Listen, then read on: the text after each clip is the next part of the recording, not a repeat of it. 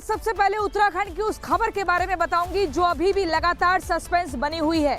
जी हाँ, अंकिता भंडारी की हत्या से जुड़ी हुई ये खबर रहेगी। साल 2022 में आपको याद है अंकिता भंडारी की हत्या कर दी गई थी और उसके बाद से इस मामले में कई मोड़ आए, खूब हंगामे हुए। लगभग 3 साल में अलग अलग तस्वीर हमने देखी और उस हंगामे में बार बार ये कहा गया कि इंसाफ मिलना चाहिए, इंसाफ की मांग की गई। परिवार की तरफ से काफी आक्रोश देखने को मिला, लेकिन आज तक अभी तक ये पता नहीं चला कि आखिर उस हत्याकांड में किस वीआईपी शख्स का नाम था, वो वीआईपी चेहरा कौन था। लेकिन अब उत्तराखंड के मुख्यमंत्री पुष्कर सिंह धामी ने सीबीआई जांच के आदेश दे दिए हैं, सिफारिश कर दी है कि इसमें सीबीआई जांच होनी चाहिए और उसी के बाद से अब ये माना जा रहा है कि जल्द ही उस वीआईपी चेहरे का नाम सामने आएगा जो अंकिता भंडारी के हत्या में जुड़ा हुआ था। साल 2022 में जिसने हत्या की थी और उसके बाद वो किनारे हो गया, जिसके बारे में आज तक पता नहीं चला। ये रिपोर्ट देखिए।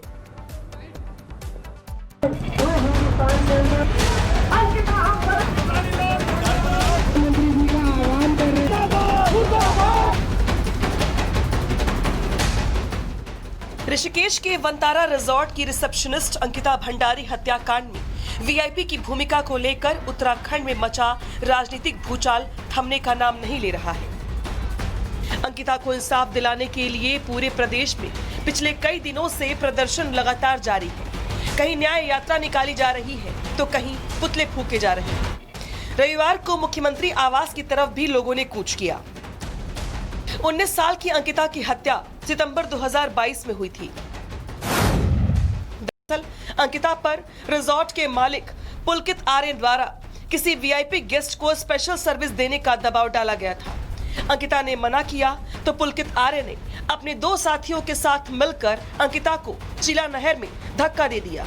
डूबने से अंकिता की मौत हो गई। तीनों आरोपियों को उम्र कैद की सजा भी हो गई। मेरी लड़की अंकिता भंडारी ने जब अपनी चैट में साफ कहा था कि वीआईपी के लिए एक्स्ट्रा सर्विस के लिए कह रहे हैं, हाँ। जो अपने दोस्त पुष्पदीप को बताया और सरकार जो एसआईटी ने इसको नेगलेक्ट कर दिया कि उसमें कोई वीआईपी था ही नहीं। तो हमने कहा कि भाई वीआईपी है और हमने अजय कुमार का नाम भी लिया था कि अजय कुमार वीआईपी है। लेकिन आज तक ये साफ नहीं हो पाया कि वो वीआईपी गेस्ट कौन था जिसके लिए अंकिता की हत्या तक कर दी गई। अब ये मामला एक बार फिर सोशल मीडिया में छाया हुआ है और इसका कारण है अभिनेत्री उर्मिला सनावर। दरअसल उर्मिला सनावर ने हाल में ही कुछ ऑडियो क्लिप्स सोशल मीडिया पर शेयर किए थे। इन ऑडियो क्लिप्स में उत्तराखंड के दिग्गज बीजेपी नेताओं के नाम थे। साथ ही उर्मिला के तथाकथित पति पूर्व बीजेपी विधायक सुरेश राठौर का नाम भी ऑडियो क्लिप्स में लिया गया है, लेकिन सुरेश इसे कांग्रेस की साजिश बता रही है। 2 पक्षों के बीच की वार्ता को तोड़ मरोड़ कर डीफेक करके मेल्ट करके उसको ऑडियो से वीडियो बनाकर उत्तेजना फैलाना आपराधिक काम है। मेरे द्वारा कभी आज तक कोई ऑडियो वीडियो कहीं भी पोस्ट नहीं की गई और ना मैं इस तरह का करना चाहता हूं। इस तरह के माहौल को खराब नहीं किया जाना चाहिए और कांग्रेस को इस प्रकार की शर्मनाक राजनीति नहीं करनी चाहिए। अंकिता बिटिया हमारी भी बिटिया है, हम भी उसके प्रति उतना ही संवेदनशील हैं और न्यायालय से जिन लोगों को सजा मिल गई है वो सब लोग अपराधी उसके जेल के पीछे हैं। उर्मिला सनावर द्वारा जारी किए गए ऑडियो में बीजेपी के नेता दुष्यंत गौतम का भी नाम लिया गया था, जिसको लेकर दुष्यंत गौतम ने उर्मिला सनावर और पूर्व विधायक सुरेश राठौर पर चित्रहनन करने के आरोपों में एफआईआर दर्ज करवा दी और साथ ही दिल्ली हाई कोर्ट में भी मानहानि का केस डाल दिया। दिल्ली हाई कोर्ट ने आदेश दिया कि अंकिता केस में दुष्यंत गौतम को वीआईपी बताते हुए जारी किए जा रहे सोशल मीडिया पोस्ट तुरंत हटा लिए जाएं। तो मेरा कोई रोल नहीं, मैं वहाँ पर था ही नहीं, उत्तराखंड में ही नहीं था उस दौरान के अंदर। तो साफ साफ जाहिर है कि कहीं ना कहीं लोगों ने ऐसा षड्यंत्र रचा है और षड्यंत्र के तहत कांग्रेस और आम पार्टी इन सभी दलों का पर्दाफाश होने वाला है। जिन जिन लोगों ने झूठा मेरे ऊपर आरोप लगाकर जो मेरी मानहानि की है उसका केस मैंने डाला है और मुझे न्यायपालिका पे भरोसा है और न्यायपालिका निर्णय करेगी।